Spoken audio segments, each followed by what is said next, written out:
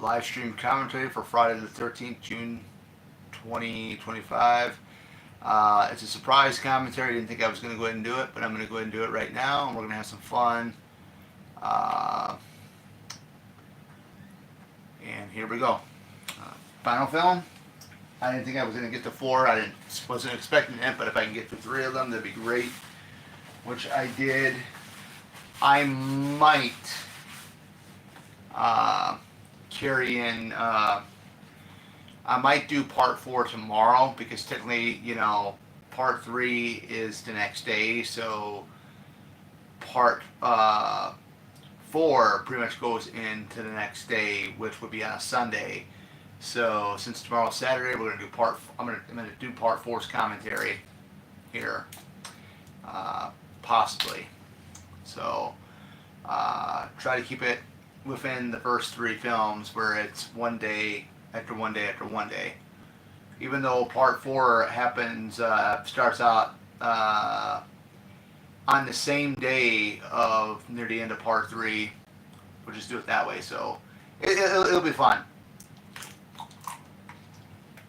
Here we got like the opening scene of the finale of part 2, which we got Jenny inside the shack and Jason's coming after her. This is a fan favorite of mine now. I met some of the cast from this one. I met David Kiddams. Everybody knows who that is. That's Chuck. I met Shelly, Larry Zerner, who was Shelly.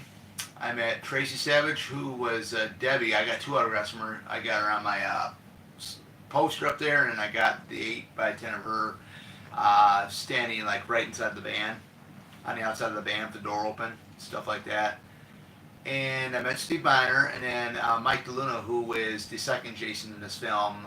He played him in 2 scenes. The one where he comes through the window after he throws Rick through it to go after Chris, and then he was Jason again when he had the noose put on him and when he gets his neck snapped being hung from the barn. So that is cool. And Marilyn Pouncer, I will be meeting hopefully in November if she doesn't cancel out. She was Mrs. Voorhees in the dream sequence of this film. So yeah, I mean, my brother really likes this film. I like it too. It's kind of growing on me as well. It's the first time he gets the hockey mask. You do not have any blondes in this, so they're all brunettes. So I mean, it's pretty cool. This cast here is kind of famous because Jeffrey Rogers, who is Andy, the guy, the handstand guy, is a doctor in New York. That was confirmed by Larry Zerner in the commentary for the film. Paul Kraka is a chiropractor, and then Tracy Savage was a news anchor for KTLA. She actually covered the O.J. Simpson trial back in the day, which I think was pretty cool. And she was also she had to testify in the court.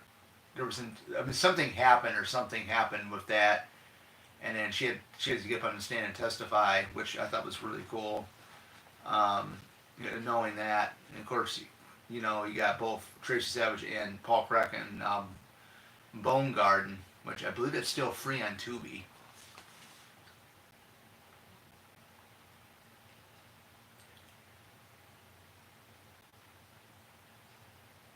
Yeah, Jason's got some wrestling moves here.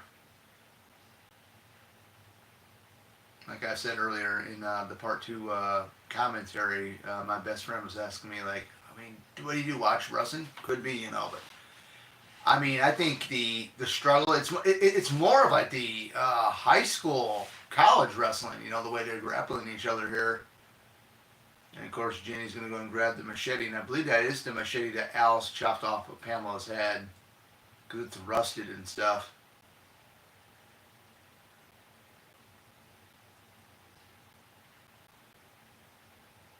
I like the disco music in this. I think it's really, it's one of those things. I mean, the disco music in this is really really cool. I really like it. it's definitely a neat little twist because then you get like the credits that come out. They they go right here and they come out popping out like it's 3D, and you get like that fog effect too, which I think is really cool. So yeah, I mean you get a lot of great stuff, man. I mean you get a lot of neat things with these films. And I did switch shirts, so I had to change up a little bit.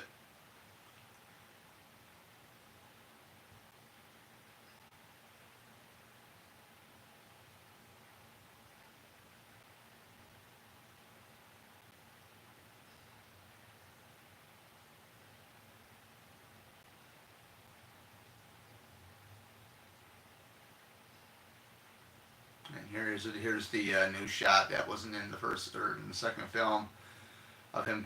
He actually had the machete out and he's crawling away. Now that machete didn't look rusty. And here's the final time we see Mrs. Voorhees' head.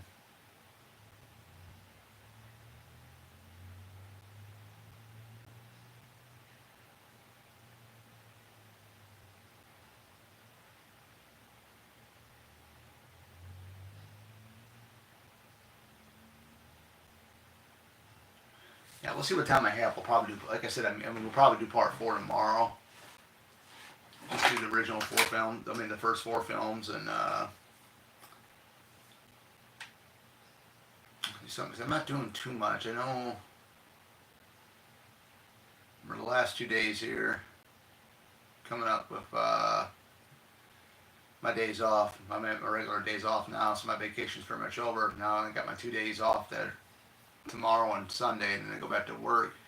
So as for gaming scheduling, I'll probably be doing that. I'll be doing that definitely on a Saturday on a weekend if I have time. It is what it is.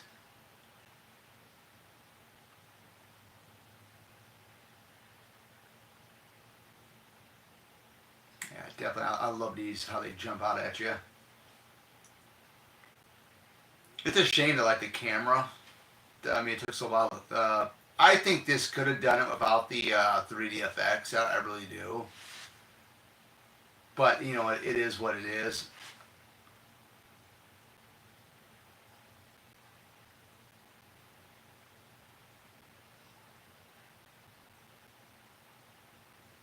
Directed by Steve Miner.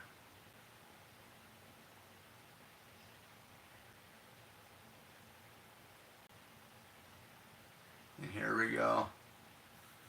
The Crystal Lake store.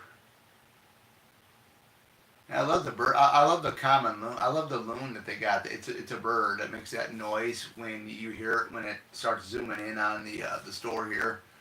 Um, it is really really nice. And I've always loved the setting of where this is at because of course this building's all tore down now. The only remains of it is part of the brick landscape. This part of the cement slab is still there that I know. Because I've watched a couple of filming locations for this. But like the cement slab, which you will see when Edna goes out there to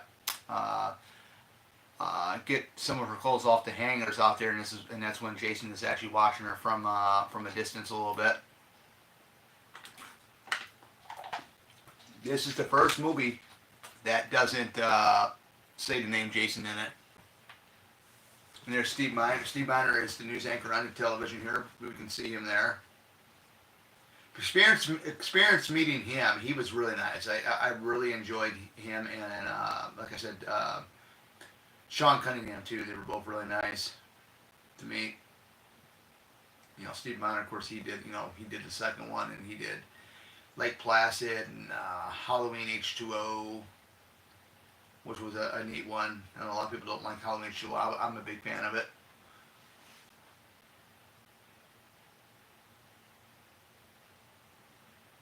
And there's Jenny. That's a clip from the end of the part 2 right there. That's an actual new scene with her in it. So You know, Amy Steele was supposed to be in this one. I mean,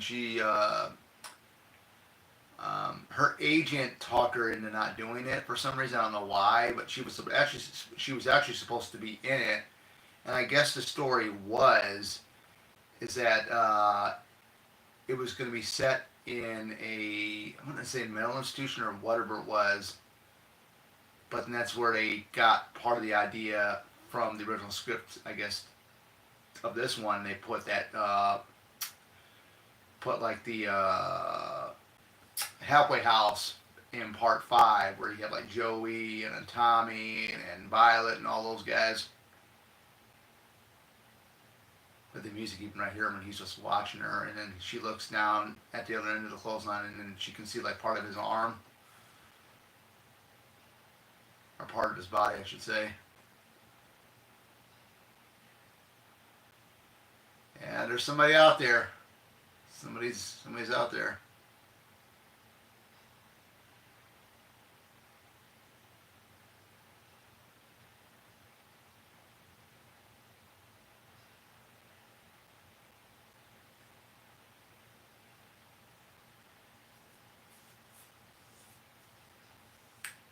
Lionel and I know the fish, but I don't know what the other fish. It says on the card. There's like a card right there. Lionel and I don't know what the heck the other fish's name is. It's Lionel and something other. And I like the silhouette when you see him coming right behind Harold on the outside by the window. I thought that was really well done. And this guy's eating everything. He's eating he's eating fish food. They've found the dayfly eggs. There's a rabbit inside the vegetable area. He's eating up his own store, man. He's opening up a thing of peanuts, eating them, and putting them back on the on the shelf with the cap on and everything. Then he's gonna go and get a donut here, or no, it's Sunny D or orange juice. Drinks it, puts the cap back on, puts it back on the shelf. Oh man! I'll make sure when I go in stores next time I make sure everything's all sealed shut. And he takes a donut, bites half of it, and I think she puts the donut back in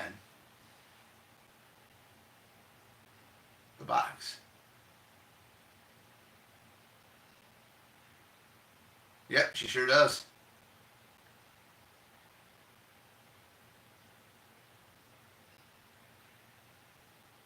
Man, oh man. Yeah, I know that feeling too, man. When you get hungry like that, you want to eat everything, but you just gotta be careful because I was this close to becoming a diabetic. I don't know if his character was supposed to be that or what. You had to watch what he ate, but I mean it's hard, man. It really is.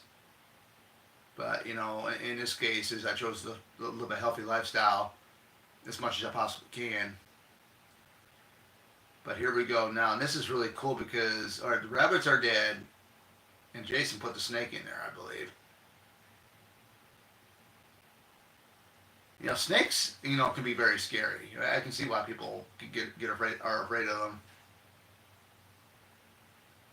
It's not a very friendly reptile, I'll tell you that.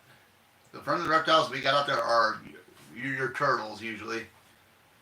And I know they would actually cut off the scene where he's sitting in the toilet and you can hear supposedly the stuff coming out of him. They would edit that out in regular TV. I just think it's funny because here he's sitting and then he moved over like a crate box and all of a sudden here's like a thing of whiskey or alcoholic beverage and he's drinking it and now he's looking at this the sheet that he's got over on the one wall. I saw it move. But the actor, Steve Sadusky, who plays Harold, was killed in a car accident years ago. I'll never forget that. It was in the early 2000s when that happened. And I know he had an appearance on Married with Children. I know that.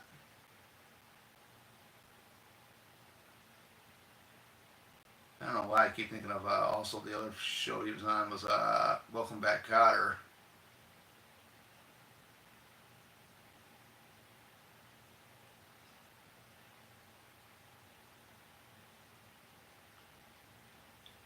He's looking around.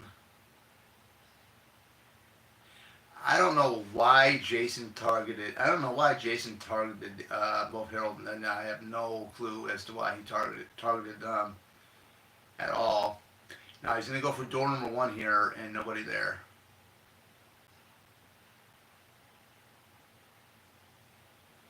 But what's behind door number two? Or door number one, I should say. In door number one, there was nobody there. What's going to be behind door number two? And here we go.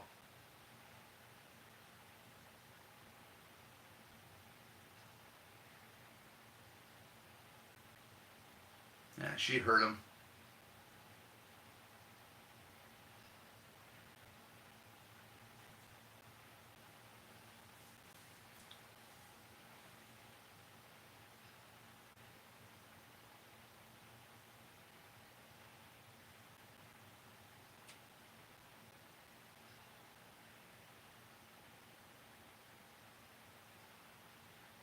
I didn't notice that green jacket before on the hanger over there.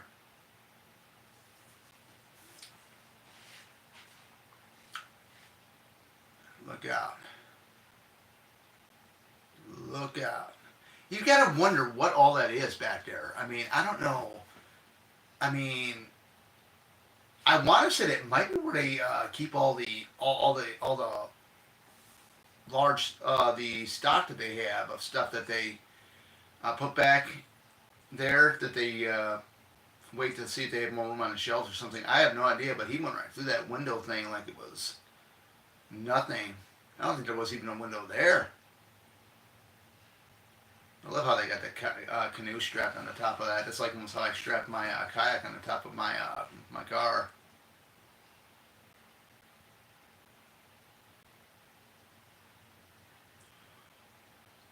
Here we are. We got Andy, Debbie, Andy, Debbie, Chris, and then we're gonna be in direction to Shelly. Shelly's coming here. Look out.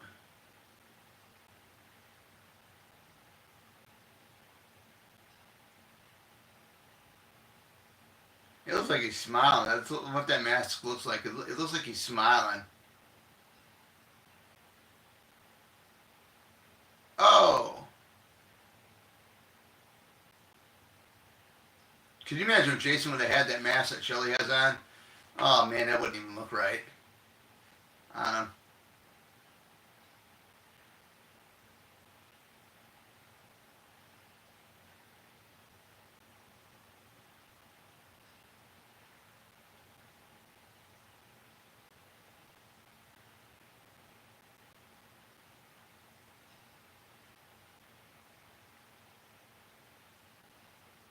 Here's Vera's mom, Mrs. Sanchez.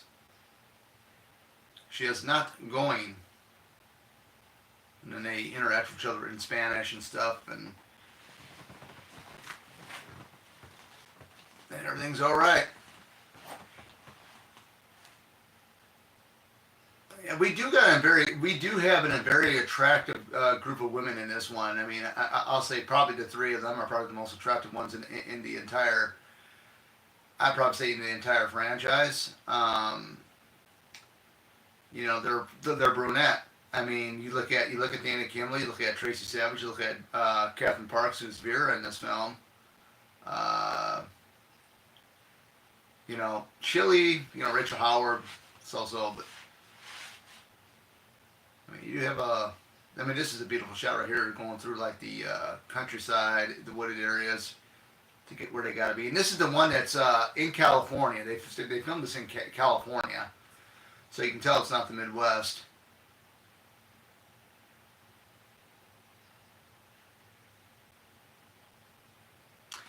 The It's gonna be amazing to see what the owner of the ranch is how they're gonna build the new ranch house with the original chimney, because that chimney, man, I mean, just seeing that on that one YouTuber's channel recently, one where the replica of the dock has been fully built already. Is what that house is going to be like with the original chimney, but it falling apart. It's going to be amazing how they're going to put all it together. I mean, I have no idea what they're going to do, but now they're going to have to eat their drugs or weed or whatever they're eating in there. Debbie's pretty much the first character in this franchise to be pregnant. And I can guess who the father might be. It's got to be Andy. It's got to be. Or maybe, it was from somebody else. But who really knows? Who really knows about? And he's just chowing down on stuff. Hurry up, man. Come on. Help yourself eat.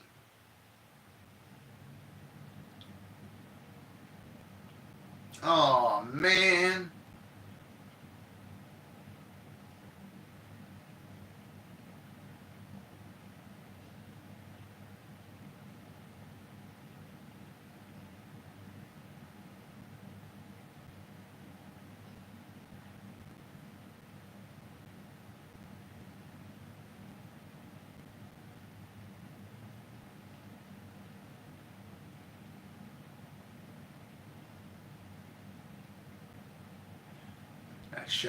That shot panning down where she's looking from the van of the Harold Meadows bodies being pulled out of there.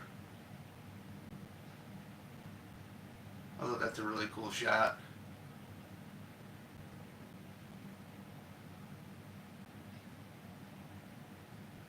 Yeah, everything, man, about this film is just great. Excellent.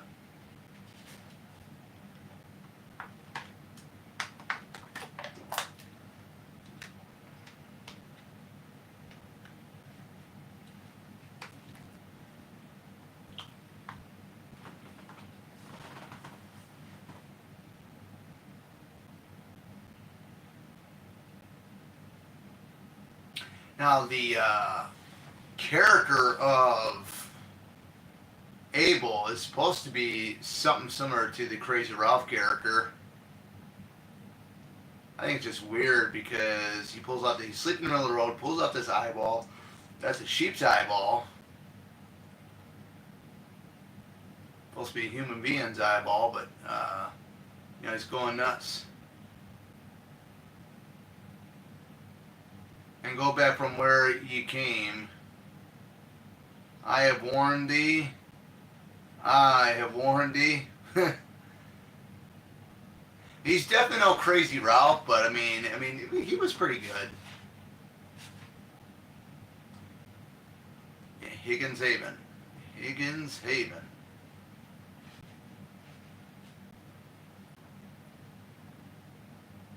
I'm just kind of wondering what they're gonna do. How they're gonna I think they might be recreating that wooden bridge too.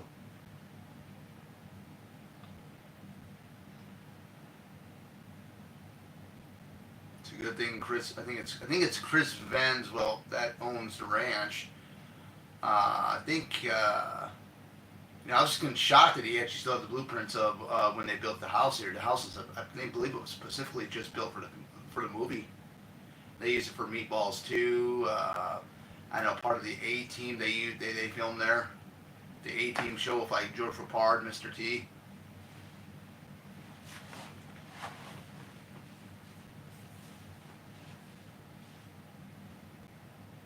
I'm wondering if they're gonna recreate that like that little shed thing right there too. It'll be interesting to see what they do with that. Because that's been around like maybe maybe almost 3, almost 4 years now since that was announced, and they just got the dock. They just got the dock rebuilt. They rebuilt that to make it look like a replica of what was originally there.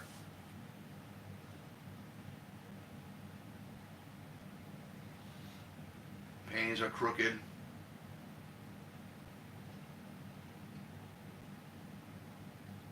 Now, if I gotta ask you guys one thing. I know there's 2 of you guys watching.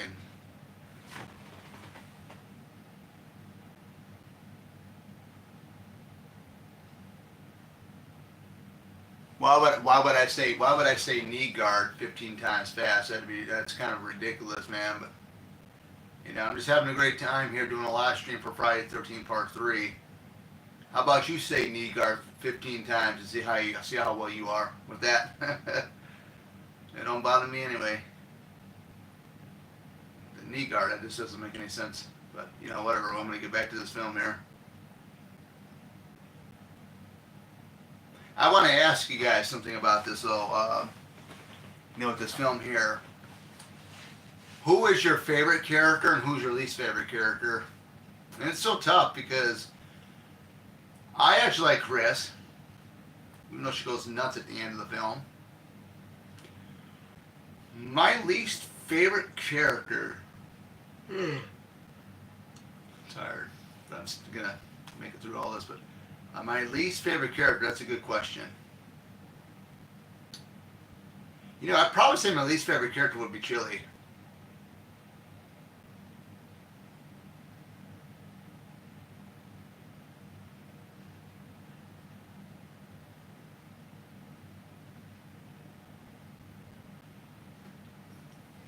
There's when you open up a window to a bedroom and you see the barn out there and you see the door swinging wide open, Chris has that sense, there's something not right here. Because I thought that barn was locked up when we got here, and it's not.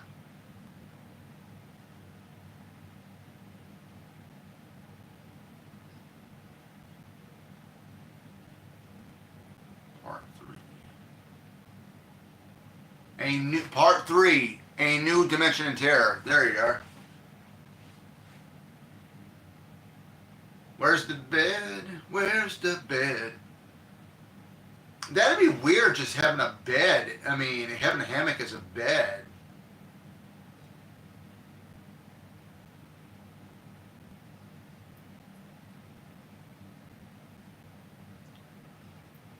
Every year her dad buys all this horse, but every year her dad buys all this hay but no horse. And I'm thinking, well, then what is the point of buying all the hay?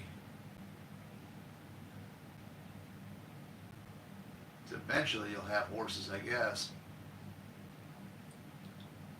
Now the whole Mary Jo Conrad thing, I still can't figure out who that is, unless that's something that unless it's a woman that Rick knows. We never see her in the film. We don't know what she looks like. We don't know anything about her. Other than I had the weekend to spend with the Mary Jo Conrad, but I decided to spend it with you.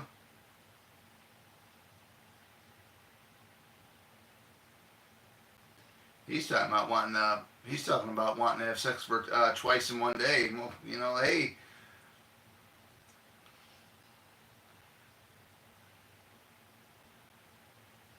More power to you, Rick, man. You got the power to do it.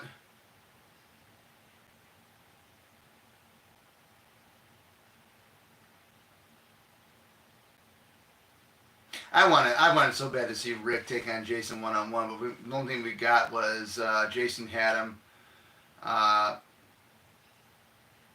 caught him and covered his mouth, and I think he actually, with the other hand, he held his arm back so he couldn't let Chris know that he was there on the other side of the house. But yeah, I would have loved to see it. Rick versus Jason. Who would win?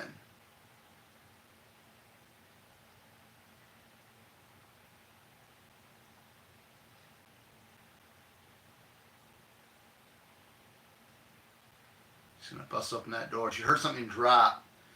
And the only thing that's bad about Shelly is he pranks too much, and it gets to the point where it's the boy who cried wolf scenario, where when he does get his throat slit, Chili doesn't believe him at all. Chili thinks that he's messing around until it's like too late when she actually sees the blood.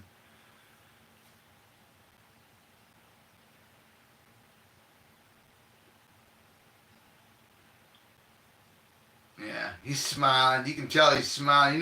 You know it's all an act.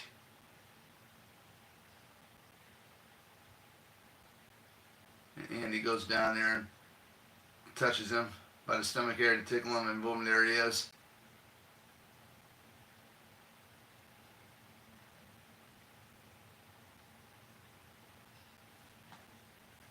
Yeah, sometimes jokes go too far.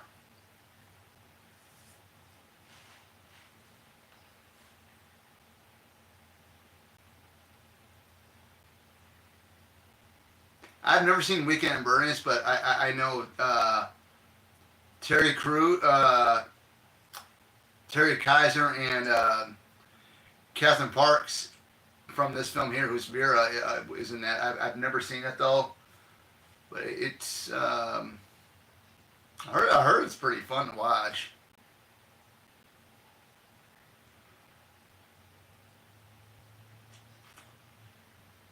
Yeah, Buggy, there he is running. The way he was running right there, that Buggy. I mean that Volkswagen, whatever you want to call it.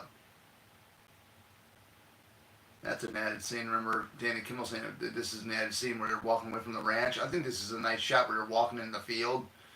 Uh, and then you got Debbie falling right behind her. And then Deb says, "No, nothing's gonna happen. We're all here together." Yeah, well, you're all here together. That's true, but there's someone else that's gonna crash this party, and everybody's gonna be uh, goners. And this is the last time we've had a solo survivor in this franchise. Like I said earlier, it was just Alice and Chris were the only two. The others were they were pairs, two people that would survive.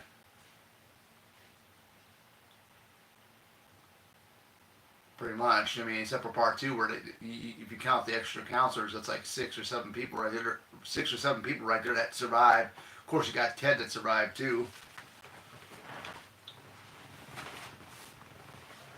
Gosh, man, I remember those cheese cracker boxes, man, back in the day.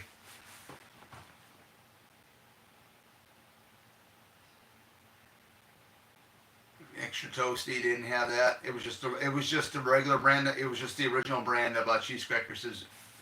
There was none of this extra toasty, sharp cheddar and whatnot. They only had one. They only had one cheese it, and that was the original.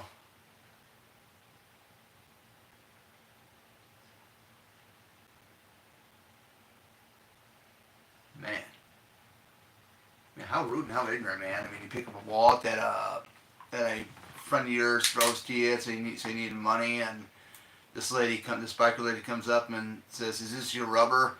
Uh, didn't your mama teach you manners? Ask nice. May I have the wallet, ma'am?" Stuff like that. Treating her like a piece of garbage, man. That's terrible. But they did good at it, man. Gloria Charles did good at that, and she's gone too, man. I mean, it's sad.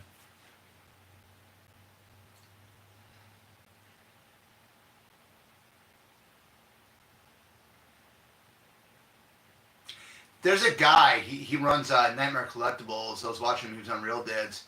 He actually owns one of the doors off this buggy here, this Volkswagen that they just got in. I thought that was pretty cool. I mean, it's amazing how he hunts all that down. He was talking about the canoe that he got from the original film that he hunted down and paid for, and he's in talks of having Crispin Glover sign the canoe, and then he's working on trying to get Kevin Bacon to do it. And I'm like, I'm pretty sure I'll be seeing the dude in November here. Well, look at the look on Vero's face. Yeah, you just never know. You got him pissed enough and knocked over his motorcycles. Yeah, sure, he's gonna bash some windows out of this vehicle. Oh!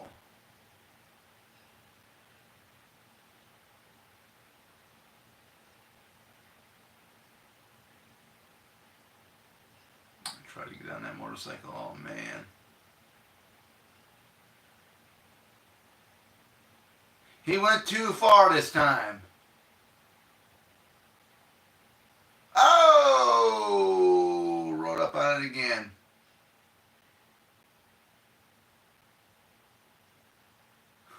Richard Brooker saying when they got to the scene here in the commentary, "I thought that was you, man."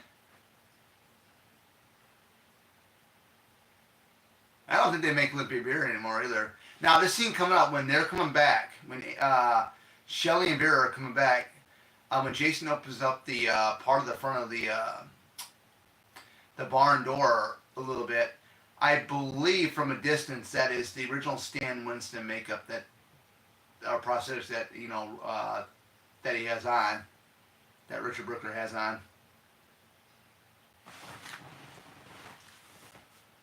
Let me see if I can see. Yeah, it looks like it. It looks like it from the distance. Yeah.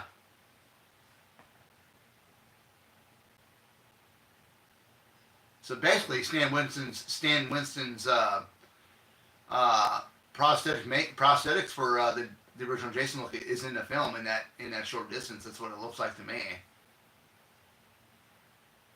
A neat little blooper that's coming up here is if you pay attention to when Rick goes and gets in on his side of the car, in the back driver's side window, you get to see Steve Miner walking around, and you get to see a crew member on, I think it's either the dolly or the camera, or one of the camera machines. I thought that was really cool, seeing that.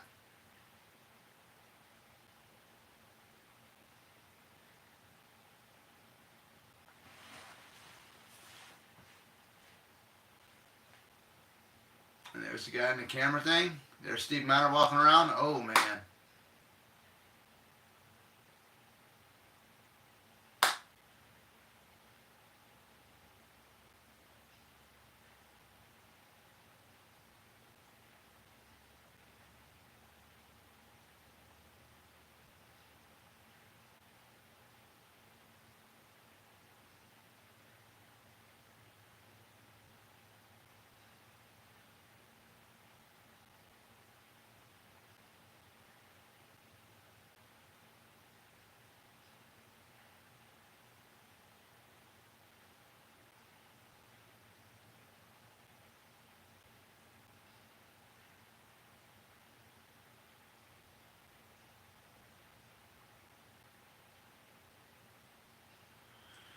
You gotta wonder how they found them, how the bikers found these guys. You gotta really wonder about that. It's very interesting, man. I mean, how did they find where they were at, where they were staying at? That whole siphoning of the gas. I remember, I think it was my stepdad that tried it one time. He tried to siphon something out. It was funny because he was down there. He was like, I don't know what the heck he was doing, but he's like that, and I'm like, what the heck?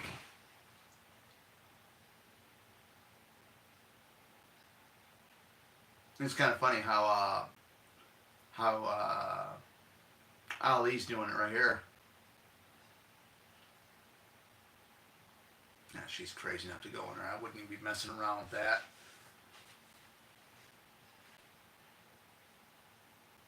Going inside of a barn. I'm surprised like the gang of kids didn't even see that. Hey, we got some lady in leather out here that's swinging.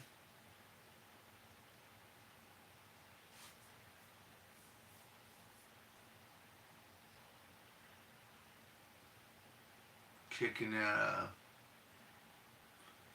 thing of hay around. Oh man.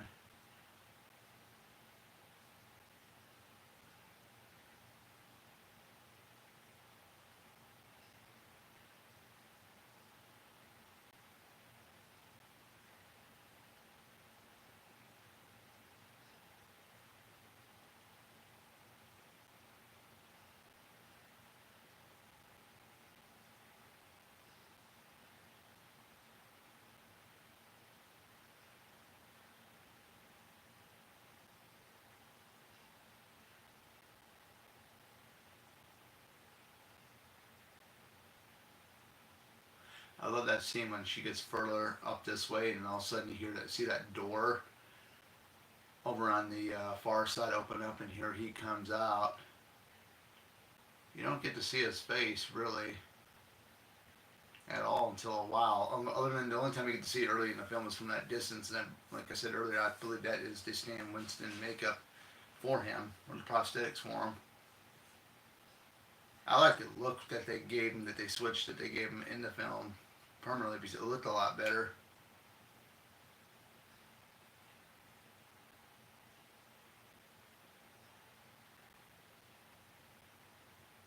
Don't, whatever you do, lady, don't go up there.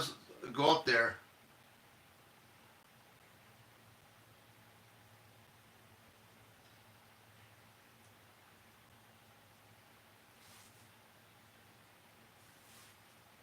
And of course, they don't listen. They go up there. And that's the whole point of the movie. They go up there, and she's gonna get it.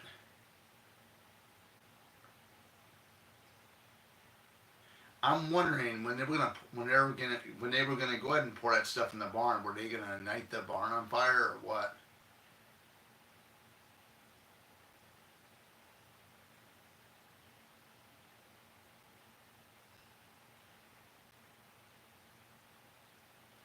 Freaky thing is when he goes and he tells her we got shit to do, we got things to do or whatever, and he looks down to pick up the can and he looks back up and she's gone.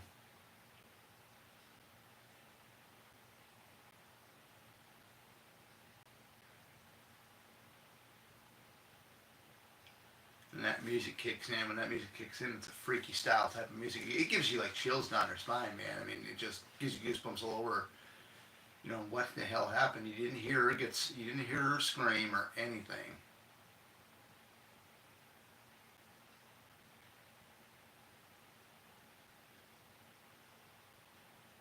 And that's his hideout, his lair back there.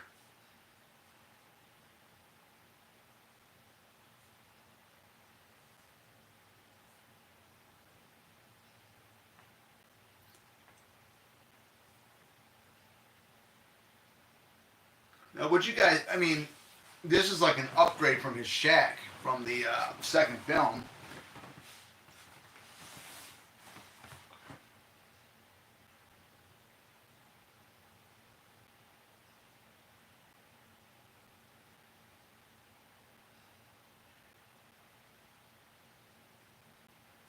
That is freaking when they show her like that, and they really had her up there. I don't know how they did it, but there's hole marks where the pitchfork was at up there. It's still up there to this day.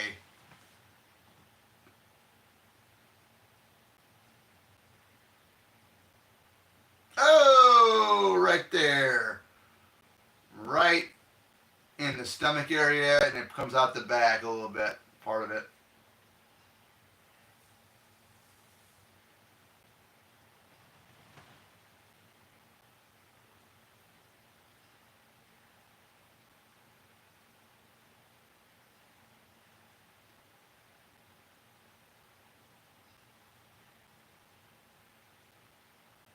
Yeah, he keeps looking back to make sure nobody sees him, man. He can tell.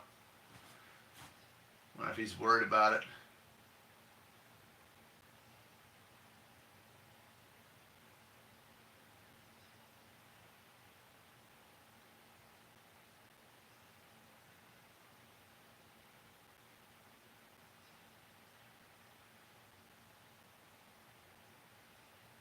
Yeah, they're all goners.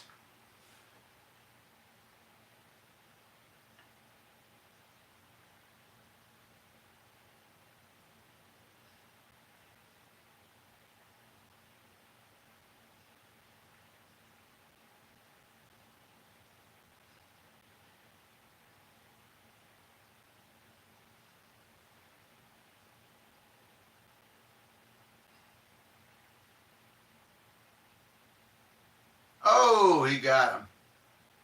Now I can never figure out what the hell he hits him with right here. He keeps hitting him.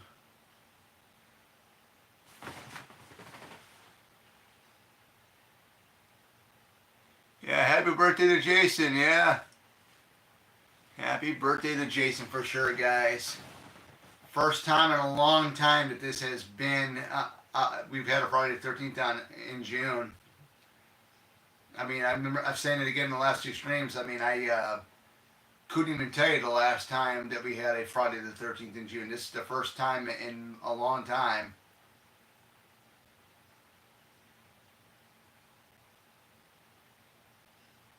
But yeah, I mean, all right, this is the most interesting thing with this whole backstory here of Chris and Jason. Um, and it, I just try to think. This could have been a great I mean, they could have done a film in between 2 and 3 here, uh, which would probably tie up things pretty nicely as well, because he had to have had a killing spree going on that none of us even knew about, because he went and attacked her, and her parents thought it was all a dream, and it wasn't. It really happened. It's what she claims it did. But then again, too, you got him after he gets hung. Then he lifts himself up from the noose and pulls up his mask to reveal who he is.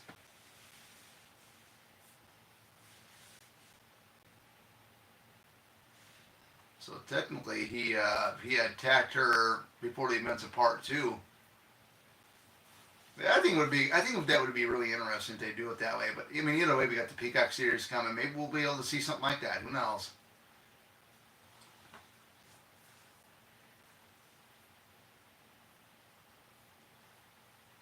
Juggling. I think Andy had the right way of juggling. In that one scene, I mean, Shelley was just trying to outdo him. And here's the real juggling stuff. I don't know how to juggle. I've tried it, and I'm no good at it at all. It's like you got to go ahead and throw them up in the air, and you got to get them before they land. You got to throw the one up right when the other one lands or something.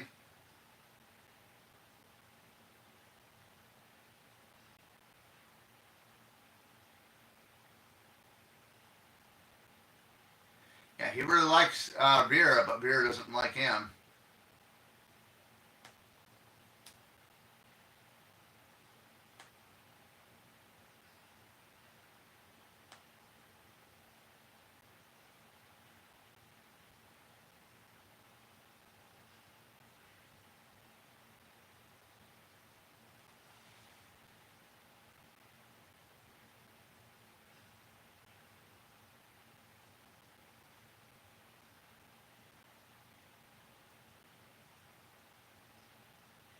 Yeah, I'm surprised nobody ever swept that deck out, man. Look at that.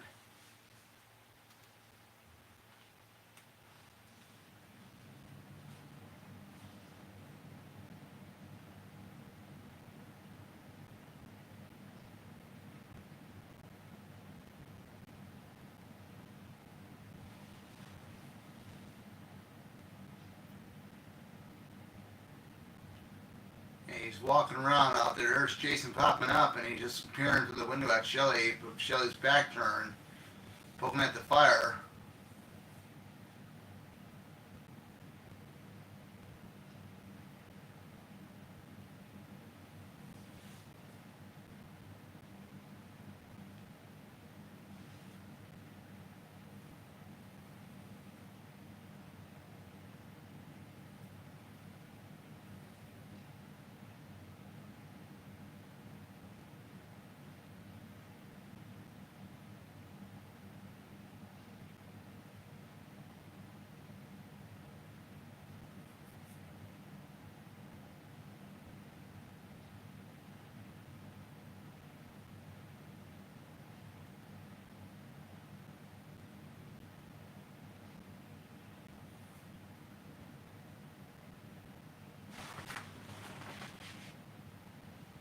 G Day.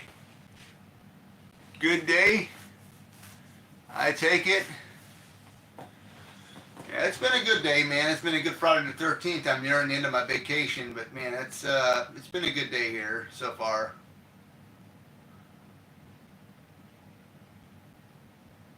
Can't really complain, man, especially when it comes to watching these films.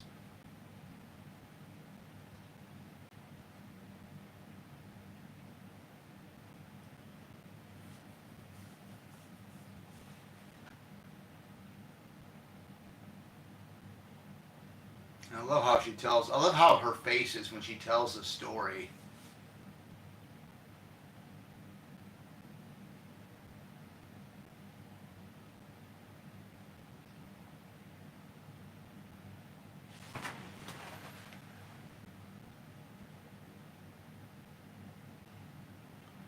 He ended up watching the final chapter. That's a good one. That's definitely a good one. That was Ted White made that. Ted White made that Jason scary, and there was a whole reason why. You know, because of the stuff that Joe Zito, the director, was doing on the set. Especially, particularly, it started was the whole Judy Harrelson scene where she was supposed to be killed when she gets killed out in the raft. They had to do something. They had to cut it, and then they had to refilm it. And she wanted to get out of the water, and it was like Joe told her no. It's so hard to get the water settled, and that's when Ted says, "You either get her out of that water now, or I'm walking." You know.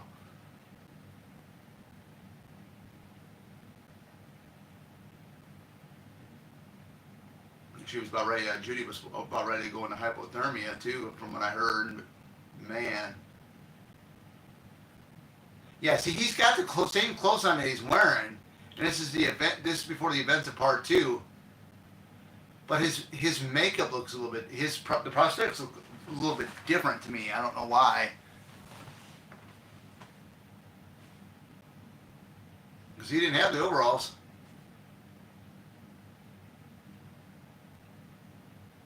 Let him just dive and try to go in and grabbing her.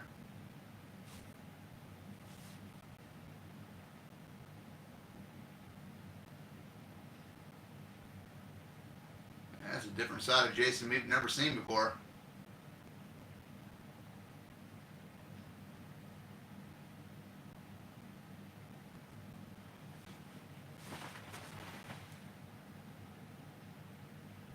I'm gonna stream for the entire length of the film, so that's the thing with the live stream commentaries. I streamed the length of the film here, so I started the film. And right now, it should be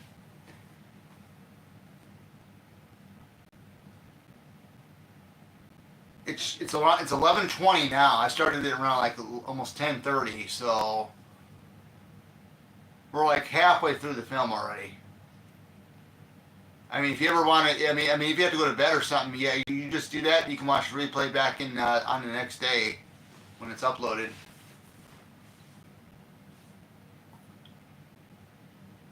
So I still got like a lot of videos I got uploaded that I have in my Action Pro Cam.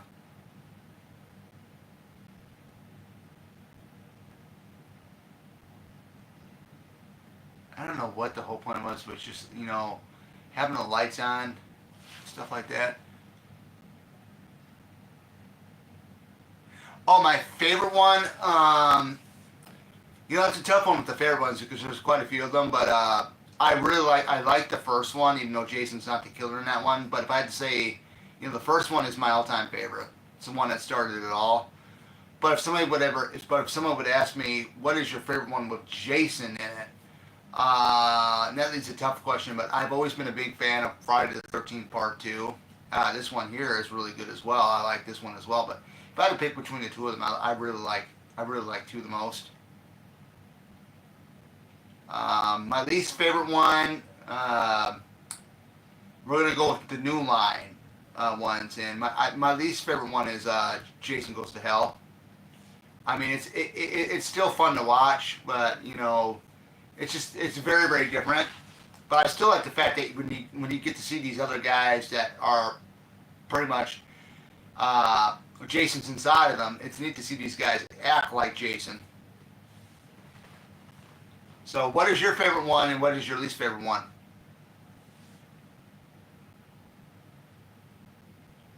Heavy shit.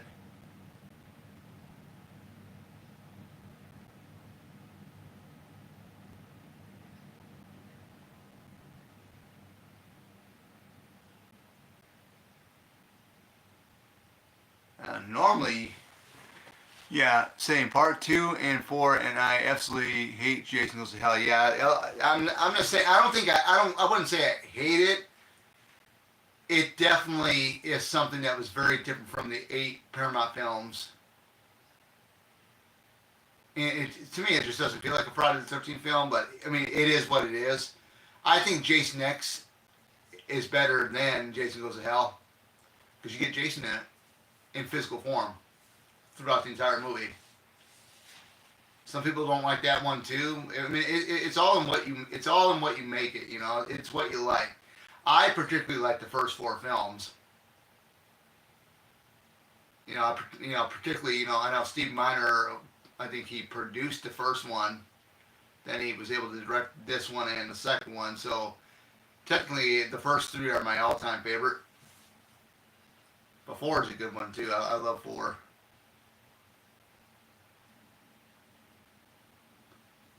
My favorite Kane Hodder one. People might call me crazy, but there are fans of the film. I love Part Eight. So definitely a fun one to watch.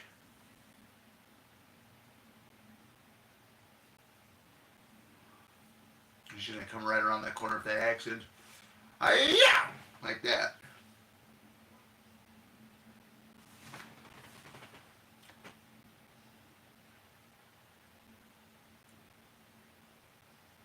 You like that's pretty neat. I mean, you like Jason X over Friday the 13th Part 3. Wow, that's something I never heard of before. I mean, there's some people out there that think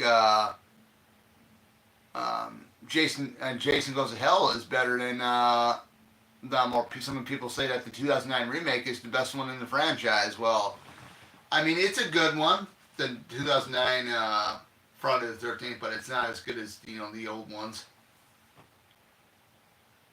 Oh, he's got her. He's trying to pull her in. Oh, the look. The look on her face was funny, man. How big her eyes got.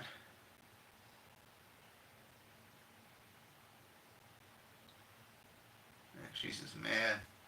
He's like, ha ha ha ha. Damn it, Shelley. Why do you do these stupid things?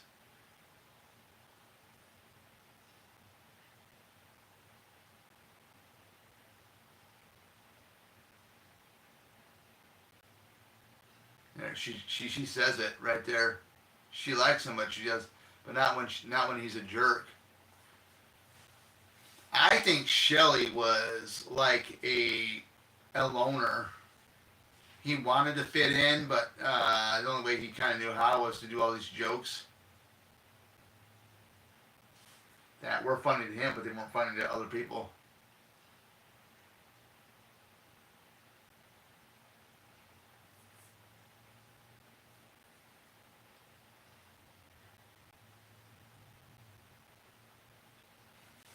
It's what happens when you go ahead and you joke around too much like that. And for his instance, when his death scene comes up, he drops dead at the door, and Chili answers the door.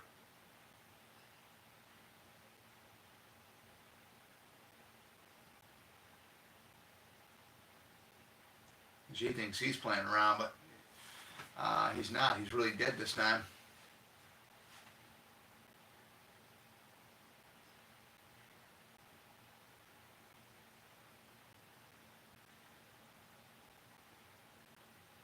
He goes, Larry Zerner.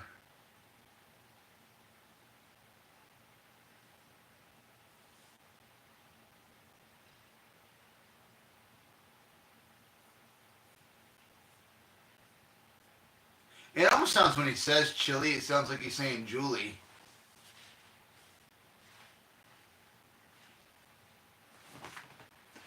I've noticed that too, man. Here comes he. This is where you got to thank Shelley because if it wasn't for Shelley, he wouldn't have gotten his hockey mask. If it wasn't for the crew member that suggested the hockey mask, we wouldn't have the hockey mask in this. Who knows what he'd be wearing to cover his face?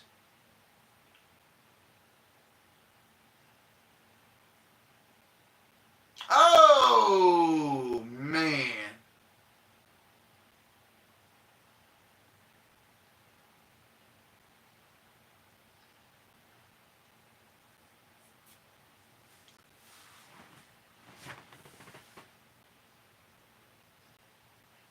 I keep thinking, when you look at her foot down there, it looked like she had like seaweed on her or something.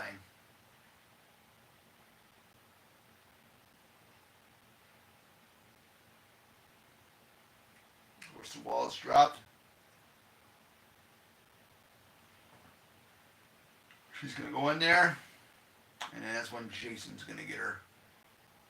Oh, remember, Jason's on his way. He's gonna get her, and he does get her good. But what a great hit!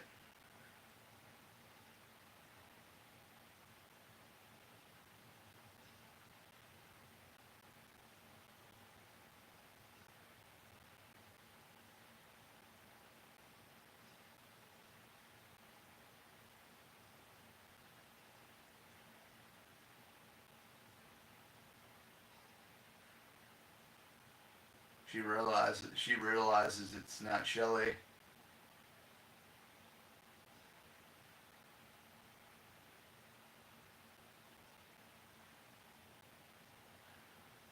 Oh, oh, he got her. Man, he walks off, throws that spear gun down, walks off like it's nothing, and I'm off to the next one. I got the ones that are on the outside. Now I'm gonna work my way in and get the others.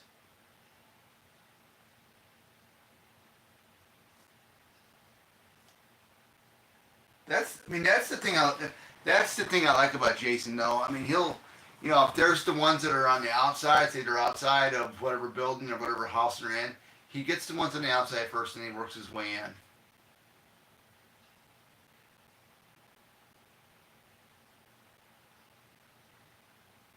And he does just that.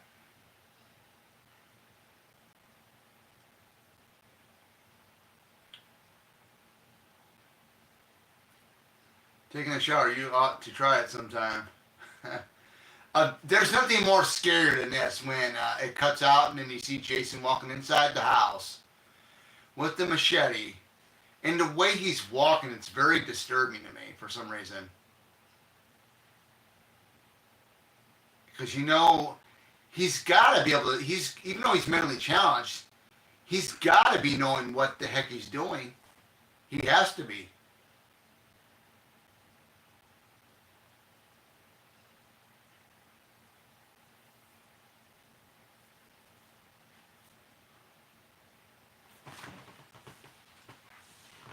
They said that Jeffrey Rogers had to learn how to, in order for him to get the part of Andy, he had to learn how to walk on his hands.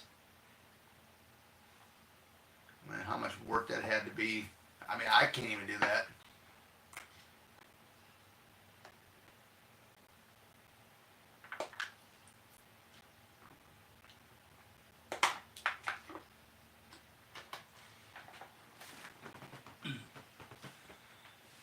I mean, I tried it, and I can't stay up too long.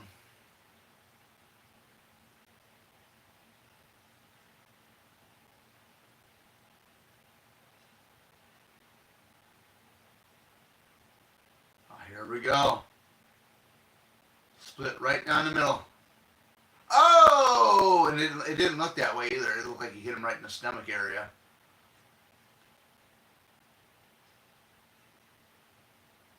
Oh, he's out of there. He's out of there. Jason broke him in half. Oh, man. Jason broke him in half. It's going crazy. It's going nuts. Bodies are flying everywhere.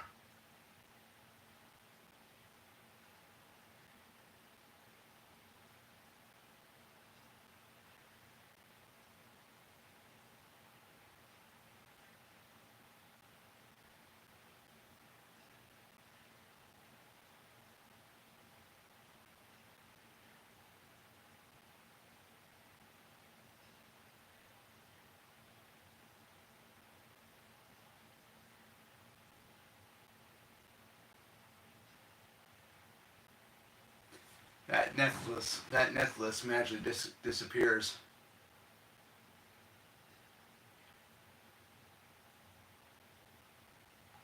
I think what Dana Kimball was saying, she wanted the nudity to be cut out of this film, which she actually did, did have done, and I can agree on her point. It's she didn't want it.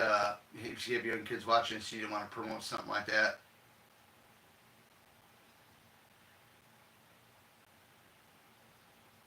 She hates it. I hate when you don't answer me.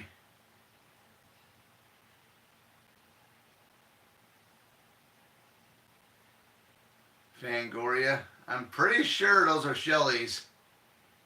Or no, those are his. I didn't know he was into that Fangoria stuff. Man.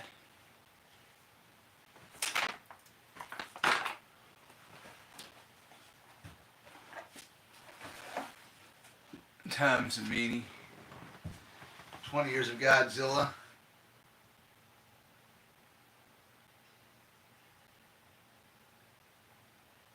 Oh, man. Look at that. Oh.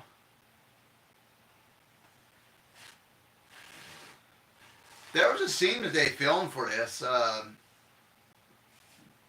Just thinking about it. Where both Rick and Chris are on the way back to Higgins Haven, and they run into Abel. I don't know why they didn't put that in the film, but they got like a lobby card or something of that scene.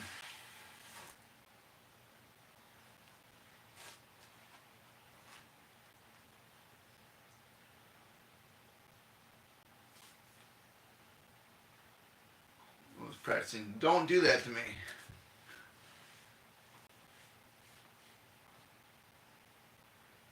Oh.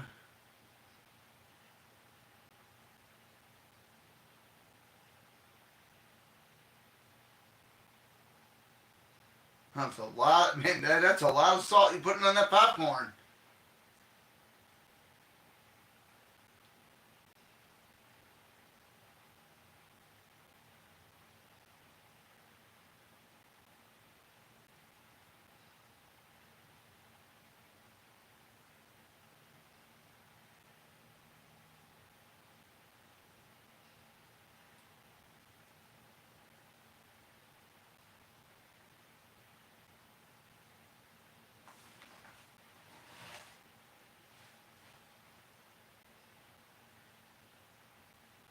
Oh.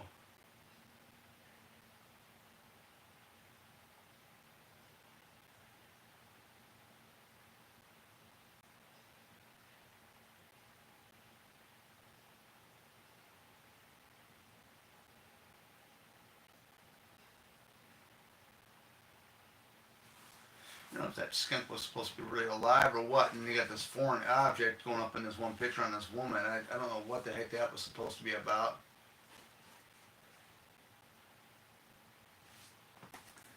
Whatever it is, it's very interesting.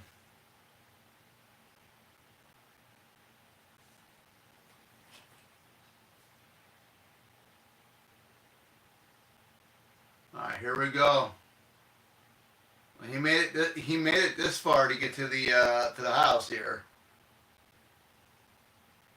You know, I love to know what he cut him up with. But it could have been a side that he used on the neck of Shelley here.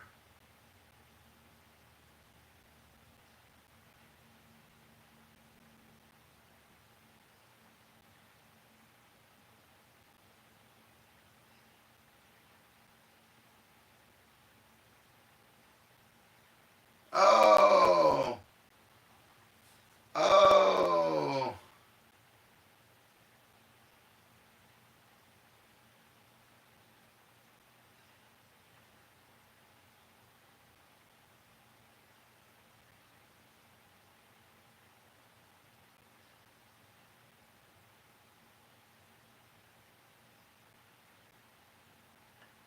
yeah. He's dead for sure, guys. Annie Debbie Shelley. Annie Debbie Shelley's dead. Shelley's dead. You're gonna get yours next, Chili. He's coming for you. And there's nothing you can do about it. There's absolutely nothing you can do about it.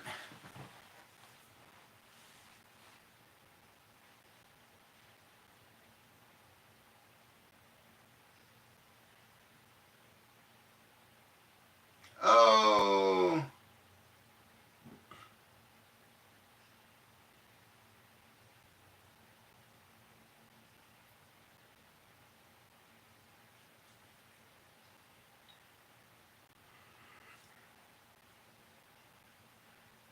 You talk about a nice shot, man. That was a nice shot of the Higgins Haven house.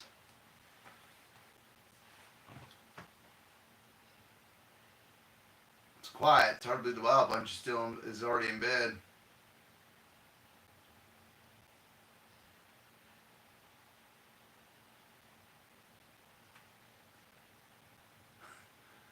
It's nice and windy too out there. I love that. I love the part when he says when Rick says this. Yeah, well, who knows with those guys.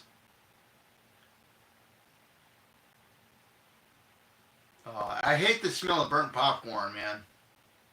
That stuff gets up in your nostrils like that. It's so hard to get that odor, that scent of that smell out of you.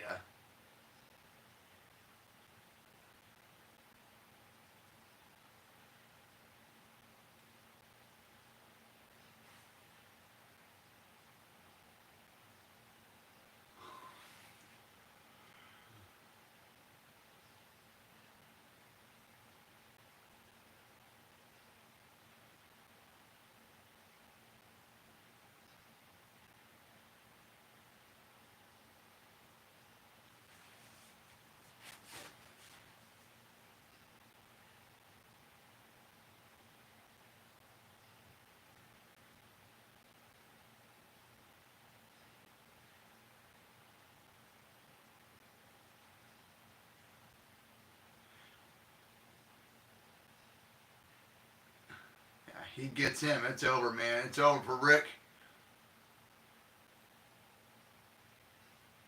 It is over. She should have went after him, man. I mean, he probably could have still been alive, but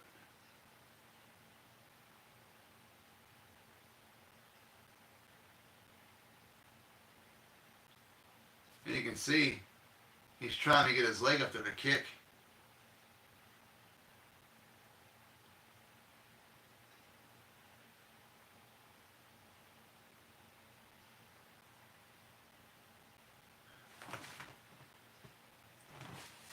This eyeball effect, man. I mean, it's good. You can see the wires though when it comes out. Oh, right there, right there.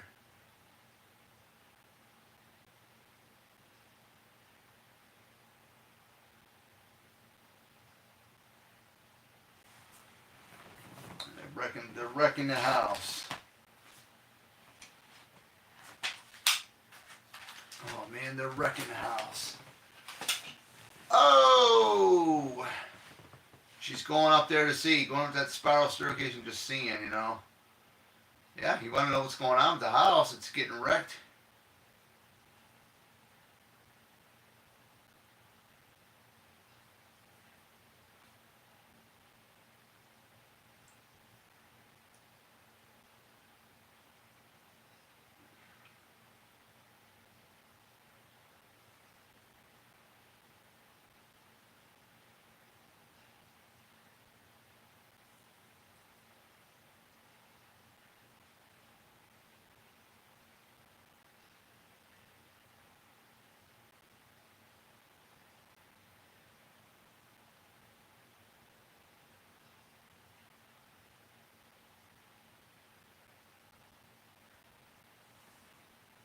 Her answers are going to be in that barn.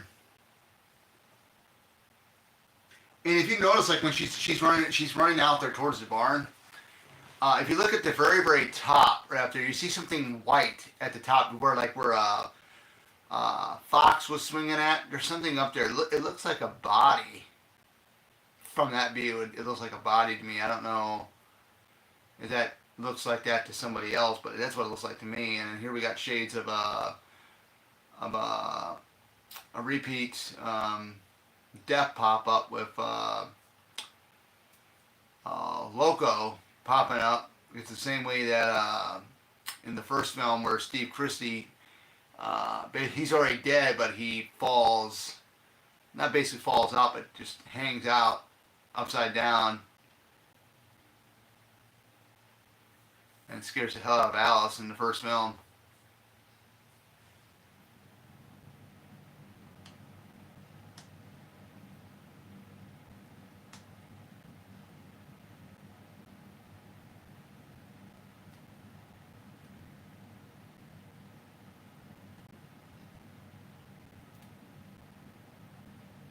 How the heck did that affect with the wind like that? With the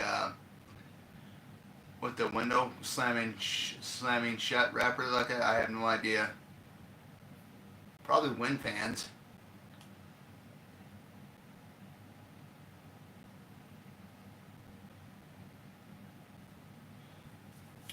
Rick, where are you? Oh, he goes right over the couch. Oh, and here's the first time you see Mike DeLuna as Jason here. This is not Richard Brooker.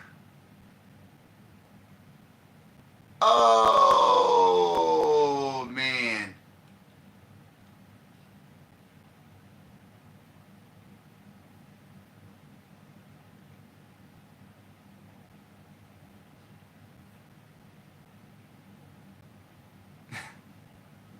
It's Clonton to have all those books.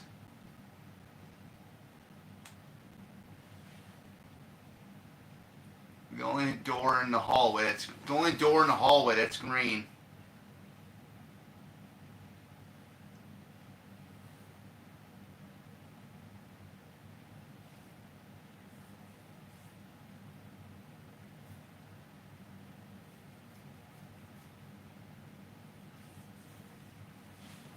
Man.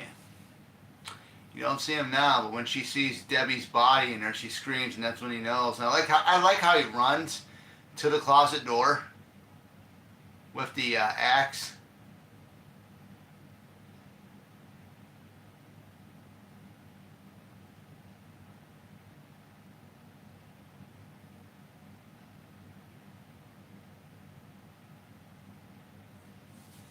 And he's trying to get in there, and then he hits his fist on it, trying to pound it, and then that's when he starts hacking away at it.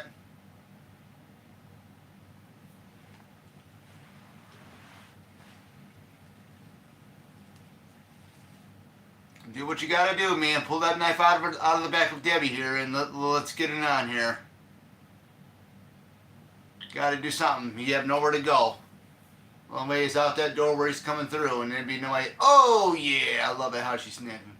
Oh, and she's doing crisscrossing. Right when she stabs him in the thigh area, he makes that noise like oh like that or something, and it's like great weapons thrower too. And he did. If you look at it really closely, you can see like a string at the end of the handle on the knife. I love how she gets out of there quick. She's starting to get out, and here he comes.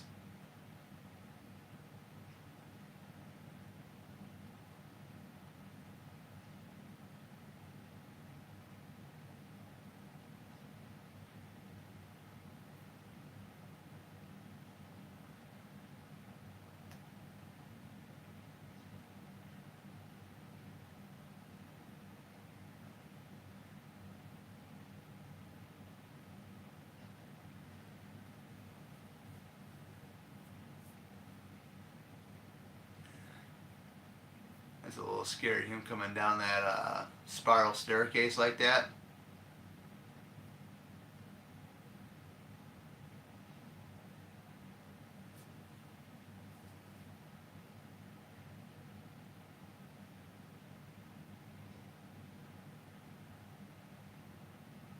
Huh.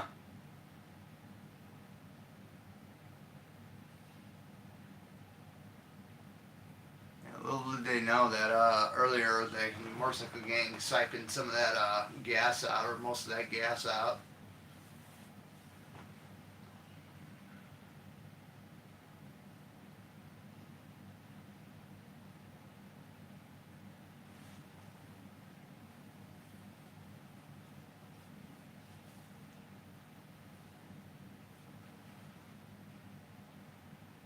I love how he dives out of the way. It's like he's getting ready to steal a baseball. Safe.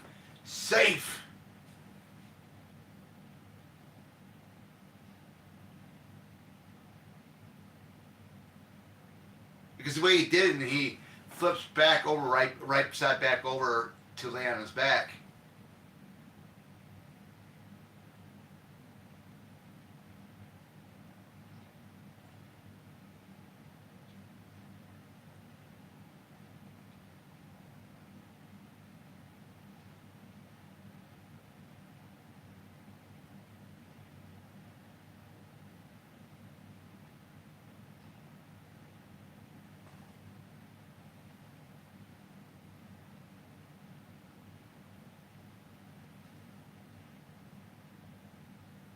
bridge gave away. Oh no. He's got her in a chokehold. He's trying to choke the life out of her.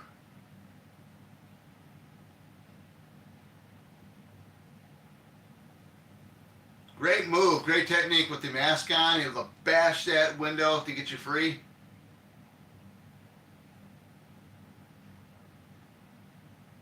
And the way he runs, it's funny.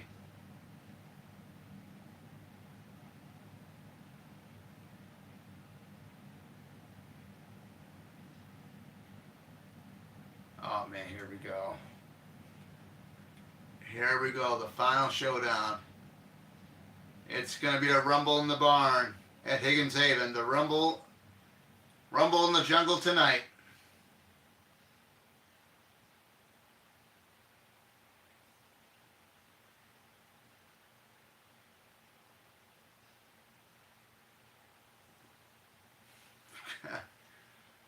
Oh man.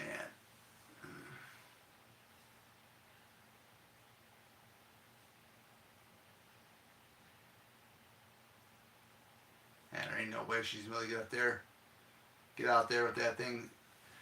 She's gotta hit it with like a metal wheel. You know? And he's getting mad now, man. He's starting to throw stuff around trying to find her. Where did she go?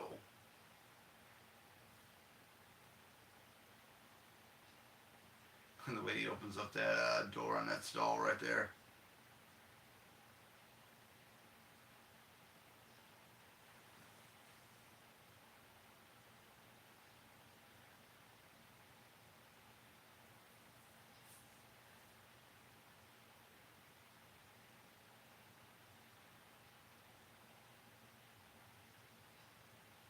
Oh, he's looking around.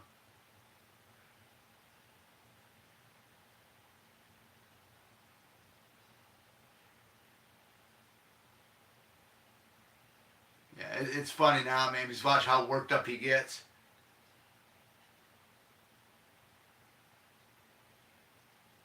Oh, he kicks that and he's nearly almost strips and stuff. Oh, man.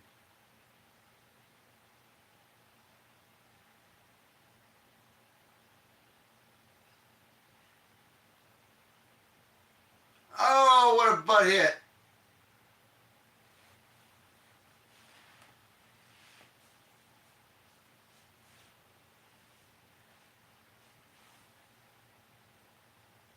Oh, man, what a hit. They don't show the scene in the VHS because then they show him pulling it up, trying to get the machete out. It's funny, it's hilarious when they show him and trying to get that machete out when he hits it on that big long wooden um, beam that he stuck in between the actual door to keep it locked.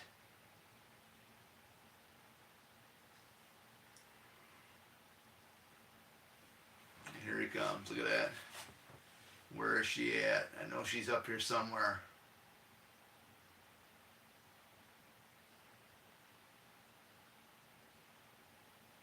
Oh, and here we go. We got Mike DeLuna stepping in now. Coming in.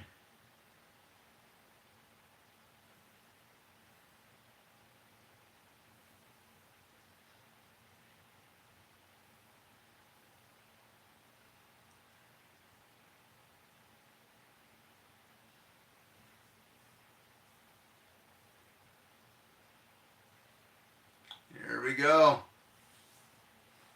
Oh, he's broken in half. Oh my goodness, he's broken in half. There's nobody that can actually survive a neck snap like that. But there's only one person that can, and that's Jason Voorhees. It's amazing, man, because then you wonder what, any normal person would die from being hung, or in this case with the whole axe to the forehead, they would actually drop. So he's actually walking for about a couple seconds when he gets hit in the head with that axe towards her like this, and it's like, what the hell is he at this point?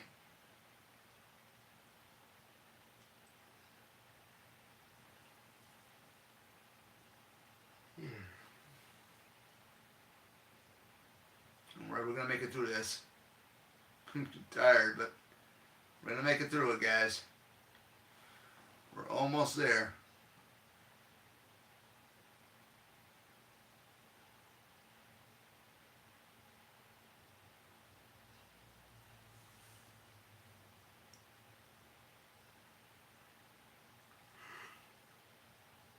Oh, that'd be enough to startle somebody.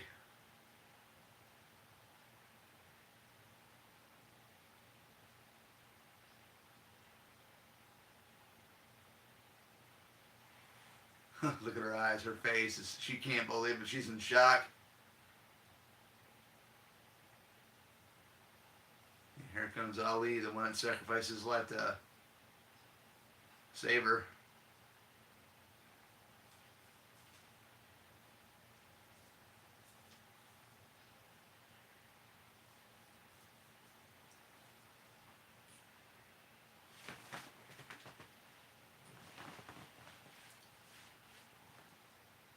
That's overkill on Jason.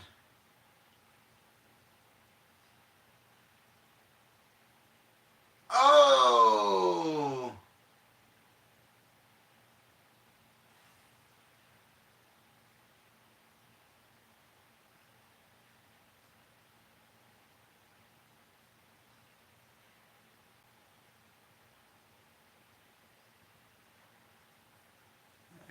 He's dead for now.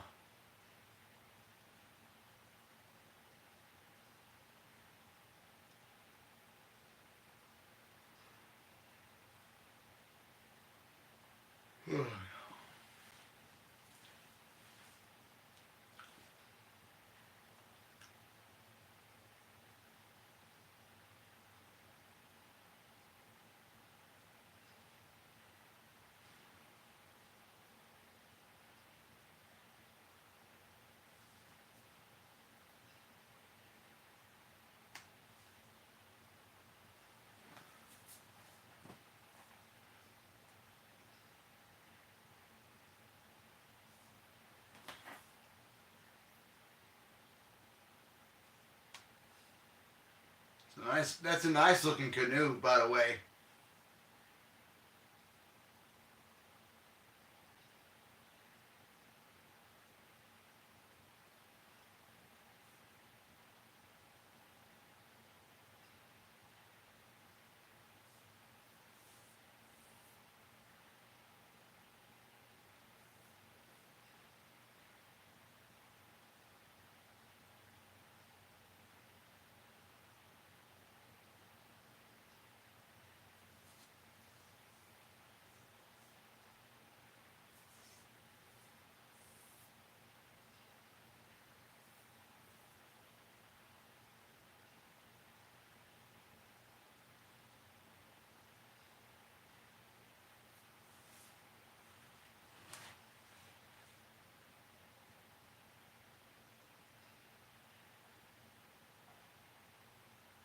I love this scene. Oh man, I love this. Is probably one of my favorite scenes in this film.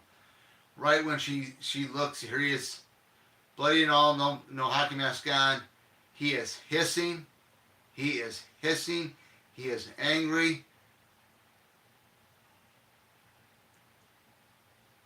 She can't wait to get the heck out of there.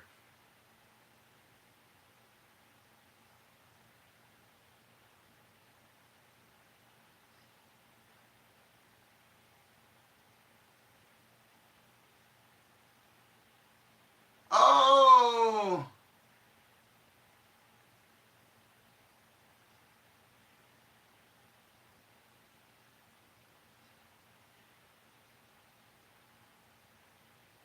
Here comes Marilyn Poucher.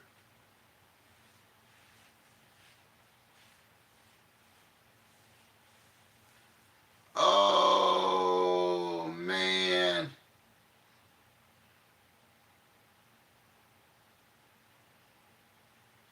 Oh my gosh.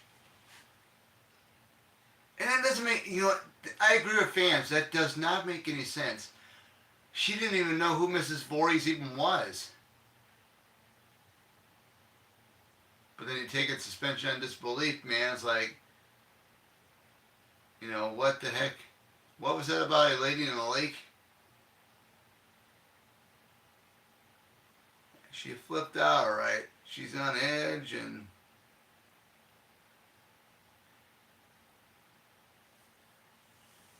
you gotta wonder whatever happened to Chris Higgins.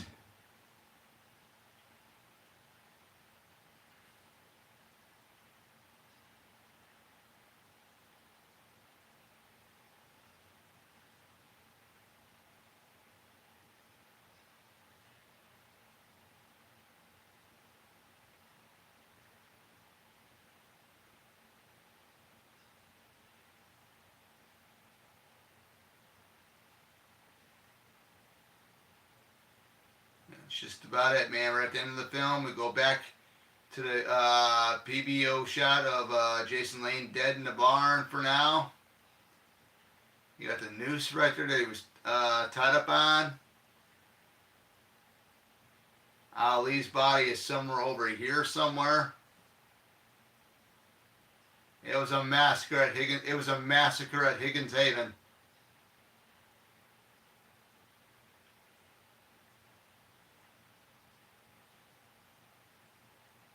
A complete massacre. I love how they treated this with like the ending where they go into the go out to the lake and see a view of the lake like they did in the first film. Right after, you know, then he's still there. We get that kind of like in this one. But yeah, it's been fun, guys, tonight. You know, doing 3 films. This was a surprise one I did, so I wasn't sure if I was going to do it. But yeah, it's been a blast, been great. Tomorrow I'm going to try to do part 4, live stream commentary. Be on the lookout for that. I'm possibly going to do that, depending on what I got going on. We'll see. Sometime maybe after dinner, maybe around like 4 or 5 o'clock, maybe even 6 o'clock. Well, I mean, we'll have to wait and see. But further ado, this is it. This is Oracle signing off for tonight. You guys have a great night. And it's been, like I said, I hope you guys had fun on Friday the 13th because it's been a blast. We got 3 Friday the 13th coming up in next year, so it's going to be fun. But further ado, this is it. Oracle signing out. Take care. Have a great night wherever you are.